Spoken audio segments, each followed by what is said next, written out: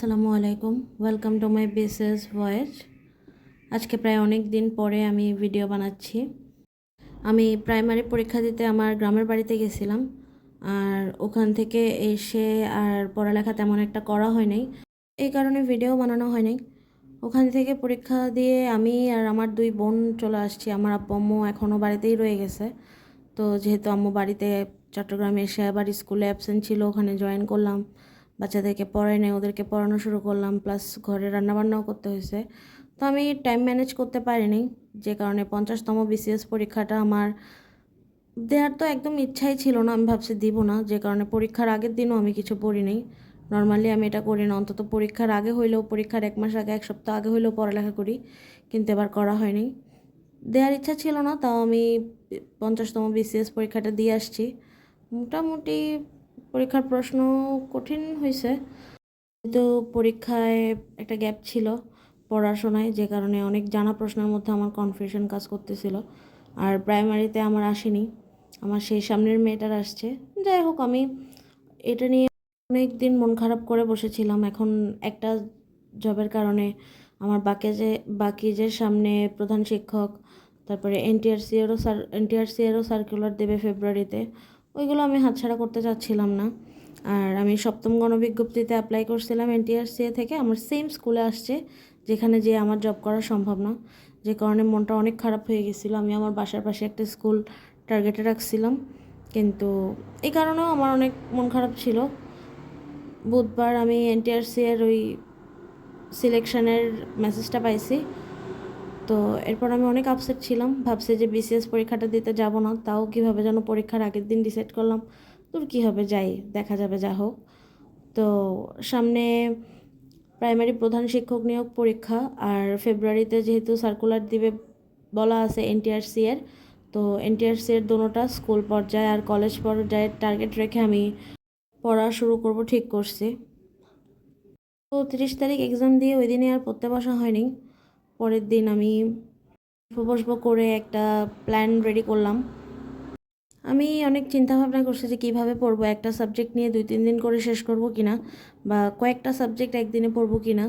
তো সব সাবজেক্ট তো আর একদিনে টাচ করে পড়া অত সম্ভব না, যেহেতু আমি জব করে টিউশনি করায় এত একটা টাইম পাবো না। তো আমি ডিসাইড করছি যে একটা প্ল্যান বানিয়ে ফেলি, প্রতিদিন আমি 3টা বা 4টা, বেশি হইলে 5টা সাবজেক্টের কয়েকটা করে টপিক শেষ করব।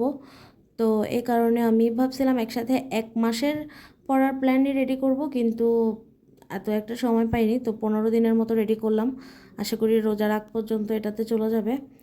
আর এতদিন পড়তে পারিনি কারণ আম্মু ছিল না, আর নর্মালি সব কিছুতে আমাকে আমার আম্মুই হেল্প করে। আমি অনেক বছর ধরে জব করতেছি, সাথে আমার অনার্স মাস্টার্স কমপ্লিট করলাম জবের সাথে সাথে, টিউশনের সাথে সাথে, শুধুমাত্র আমার আম্মুর কারণে। তো আম্মু আসতেছে বাড়ি থেকে, আশা করি সামনে পড়ালেখা করতে এত একটা কষ্ট হবে না। স্কুল টিউশন যেহেতু ছাড়তে পারবো না, এটা থেকে ম্যানেজ করেই চলতে হবে। আর আমার 20 তারিখ একটা রিটেন এক্সাম ইন্টারভিউ আছে, ওইটার জন্য আমাকে টুকটাক প্রিপারেশন নিতে হবে। চেষ্টা করব যেন ওই জবটা আমার হয়ে যায়। যদিও নিউ ইয়ার রেজলিউশন নিয়েছিলাম যে নতুন বছরটা নষ্ট করব না, কিন্তু প্রাইমারি পরীক্ষা দিতে যেয়ে বলতে গেলে পুরো জানুয়ারি মাসটা যে কোথা থেকে গেল, আর ঘরের কাজ প্লাস সব কিছু করতে করতে এত বুঝতে পারিনি। তো আজকে 1 তারিখের আমার টার্গেট ছিল বাংলা গ্রামারের ব্যাকরণ, ধ্বনীয় বর্ণ, এরপরে বাংলা সাহিত্যের ছিল চর্যাপদ। ইজি রাখছিলাম যেহেতু অনেকদিন পর পড়তে বসতেছি।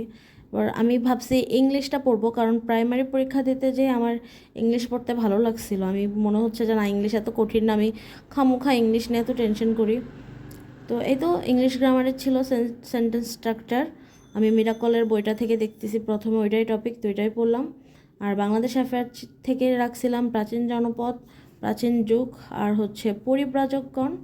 আর ইন্টারন্যাশনাল অ্যাফেয়ারের যদিও রাখছিলাম সভ্যতাসমূহ, গ্রিক সভ্যতা, মেসোপটেমিয়া, বাট ওগুলো টাইম পাইনি আমি শেষ করতে। একদিনে শেষ করার জিনিস আমার শেষ করতে 2 দিন লেগে গেছে। আশা করি সামনে থেকে এরকম করব না। তো এই তো সকালবেলা ঘুম থেকে উঠে 15 দিনের কি পড়া ওইটা রেডি করতে করতেও মোটামুটি টাইম গেছে। এরপর শনিবার কোচিং ক্লাস ছিল, আমার কোচিং ক্লাস করাইলাম, দুপুরে রান্না করলাম, খাওয়া দাওয়া করলাম, ছোটো বোনদের খাওয়াইলাম, টিউশনি করলাম, এরপরে আবার পড়তে বসলাম।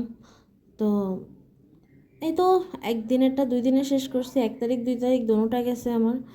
আর চেষ্টা করব যে দিনেরটা দিনে শেষ করার, আর 15 দিন টানা পড়ার, কোনো গাফিলতি না করার ইচ্ছা আছে। এইভাবে পড়ার সাথে সাথে প্রধান শিক্ষক নিয়োগ গাইডের যে বিগত সালের প্রশ্নগুলো ওগুলো রাখবো কিছু, আর এনটিআরসি এর যে স্কুল পর্যায়ে টু কলেজ পর্যায়ের প্রশ্নগুলো আছে, এক একদিন এক একটা প্রশ্ন, বিগত সালের প্রশ্ন সলভিং সহ রাখবো। তো দেখি কীরকম আগানো যায়। এরপরে যদি মনে হয় যে না টাইম বাঁচে বা ওটা পড়া যাবে, বিগত সালের প্রশ্ন একটা বা 2টা করে রাখা যাবে, সেগুলোও রাখবো। তো এই তো ইনশাল্লাহ অনেকবার হতাশ হয়েও আবার পড়ালেখা করতেছি, দেখা যাক।